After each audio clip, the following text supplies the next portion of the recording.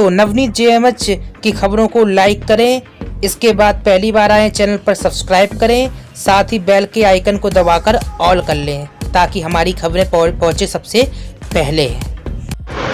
नमस्कार, एक बार सभी लोगों का आपका फिर से स्वागत है आपके अपने चैनल में जिसका नाम है नवनीत जेएमएच।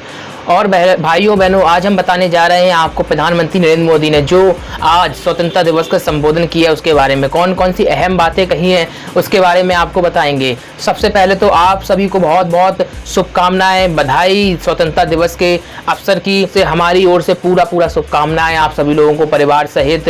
और इस समय के लिए पूरा देश कई सालों से इंतजार कर रहा था। कई जंग लड़ने के बाद हम देश को स्वतंत्र करा पाए और आज हम स्वतंत्र हैं और कहीं पे भी जा सकते हैं, कुछ भी कह सकते हैं, पूर्णतः स्वतंत्र हैं और आज़ादी हमें दिलाई गई है। निश्चित तौर पर ये दिन वाकई में बहुत ही अच्छा है। चलिए आज हम शुरुआत करते हैं जिस खबर पर आपने क्लिक किया है उस खबर को लेकर। दरअसल प्रधानमंत्री नरेंद्र मोदी ने आज संबोधन किया है और संबोधन में उन्होंने कुछ खास बातें कही हैं। सब कुछ आपको बताएंगे, बने रहिएगा हमारे साथ।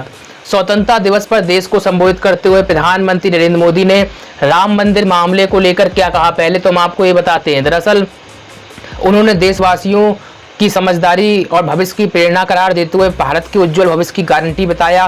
प्रधानमंत्री ने कहा है कि 10 दिन पूर्व अयोध्या में राम जन्मभूमि का शिलान्यास हुआ।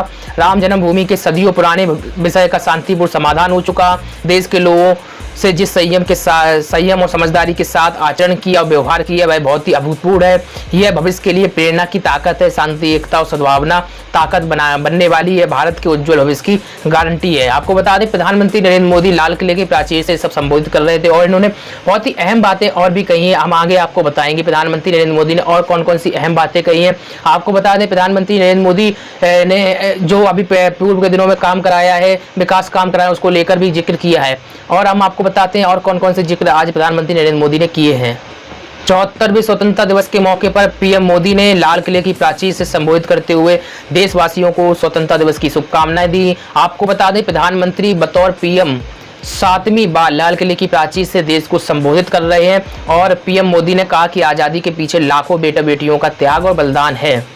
अब बात यह है कि पीएम नरेंद्र मोदी की ऐसी कौन कौन सी अहम और बड़ी बातें जो आज आपको जानना चाहिए और जो उन्होंने कही है। दरअसल पीएम मोदी के संबोधन की बड़ी बातें आपको हम सिलसिलेवार बता रहे हैं। आज़ादी का पर्व नए संकल्पों के लिए ऊर्जा का अवसर है। पीएम मोदी ने कहा है विस्तारवाद की सोच से विस्तार के बहुत प्रयास किए। विस्तारवाद की सोच ने सिर्फ कुछ देशों को गुलाम बनाकर ही नहीं छोड़ा, बात वहीं पर खत्म नहीं हुई है। भीषण युद्धों और भयानकता के बीच भी भारत ने आज़ादी की जंग में कमी और नमी नहीं आने दी। भारत जैसे देश के लिए आत्मनिर्भर बनना अनिवार्य है। कब तक कच्चा माल दुनिया में बेचते रहेंगे? चुनौतियां हैं तो देश के पास समाधान की शक्ति भी है। एफडीआई ने देश में अब तक के सारे रिकॉर्ड तोड़ दिए। हमें मेक इन इंडिया के साथ साथ मेक फॉर वर्ल्ड मंत्र के साथ आगे बढ़ना है। आधुनिक भारत के निर्माण में शिक्षा का अहम रोल है। जड़ों से जुड़े ग्लोबल सिटीजन पैदा करेगी राष्ट्रीय शिक्षा नीति। और इसी के साथ ही आपको बता दें कुछ महीने पहले तक N95 mask, PPE kit, ventilator से सब हम देश विदेशों से मंगाते थे और पीएम ने कहा आज इन सभी भारत में ही अपनी ज़रूरतें पूरी कर रहे हैं। पीएम मोदी ने नेशनल डिजिटल हेल्थ मिशन का भी ऐलान किया।